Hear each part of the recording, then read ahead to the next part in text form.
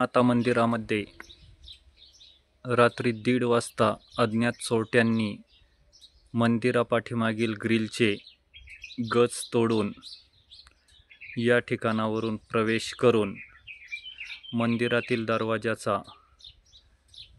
कटरने कडीत कुलूप तोडून मंदिराच्या आतील दानपेटी फोडून जवळपास 15,000 ते 20,000 रुपये वर्षभरातील रक्कम चोरून नेली.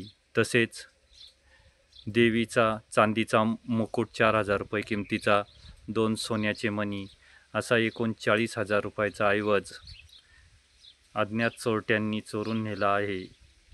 मंदिरात चोरी होण्याची ही 4थी ते 5वी वेळ असल्याचे लौकी ग्रामस्थांच्या वतीने सांगण्यात आले आहे.